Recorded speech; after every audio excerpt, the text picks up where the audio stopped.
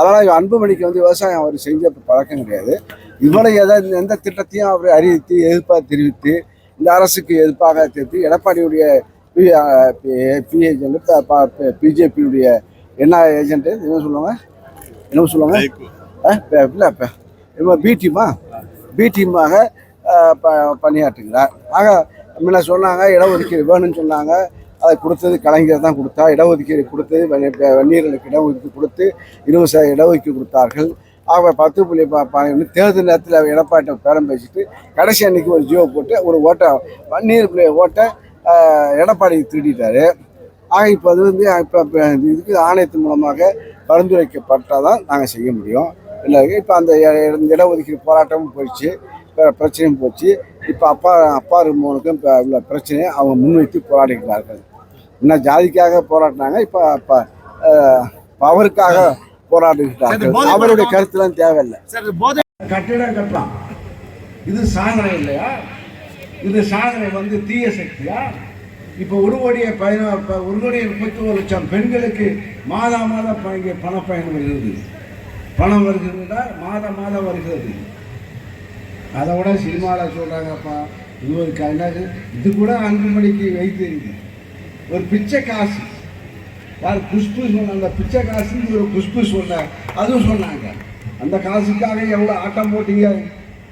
ஆட்டம் போட்டவங்களாம் இப்போ தீய சக்தி நம்மள ஆட்டம் போட்டு கொள்ளையடிச்சு சீர அவன் தீய சக்தி யார்? நம்ம இப்போ நம்முடைய துணை முதலமைச்சர் இன்னும் சொல்ல போனால் நம்மளே பாதி சாமி கும்பிட்டு சாமியை கும்பிட்டுக்குவோம். ஆக கொரோனா காலத்தில் எல்லாம் கஞ்சா குடிக்கிற பழக்கத்தை உருவாக்கி கொடுத்த எடப்பாடி.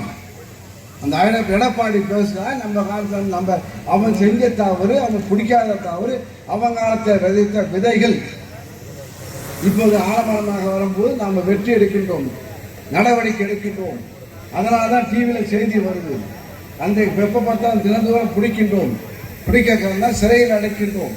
ஆக அத்தகைய நடவடிக்கை எடுக்கிற காலத்தால் தான் கஞ்சா அப்போ அந்த ஆட்சியர் காலத்தில் அதிமுக என்னென்ன மந்திரி மீது என்னென்ன வழக்கு எடப்பாடி காரு அந்த காலத்தில் விதைத்த விதை. அதிமுக காலத்தில் மந்திரி மீது இந்த பான்வீராவை குக்காவையும் சொல்கிறாங்க. அந்த கேஸு அப்போ வருதுன்னா அது யார் எந்த ஆட்சியில் அதை பிடிக்கின்ற ஆட்சி அதை வளர்த்து விட்டார்கள். இந்த விதையை வளர்த்து விட்டார்கள். இப்போ அதை நாம் அடக்குகின்றோம். ஆக இது தீய சக்தி. நடிகை அதுன்னு சொல்லப்போனா அந்த நடிகை அவன் பார்த்தா அந்த குடியை மயிரை வெட்டான். அதே போல் இளைஞருடைய நல்வாழ்க்கையை சீரழிக்கின்ற விஜய் இந்த தினம் நம்ம அழிக்க போகிறான். அவன் இளைஞர் மத்தியிலே அவன் நல் விதையை விதைக்கவில்லை. ரவுடிசம் பண்ணுற மாதிரி அவர் சினிமாவில் ஆக்ட் பண்ணுற மாதிரி அவன் போதை கண்டு அடையும் மாதிரியும் அவன் மயிரட்டி வெட்டானா அதே போல் வெட்டுற மாதிரியும் ஒரு கலாச்சார சீரழிவை சொல்லுகின்றவன் நம்முடைய ஆட்சியை பற்றி சொல்லுகின்றான். கல்வி இது போன்ற சாதனைகளை செய்கின்ற இயக்கம் திராவிட முன்னேற்ற கழகம். அந்த தீய சக்தி என்று சொன்ன சக்திகளை நாம் துரத்த வேண்டும்.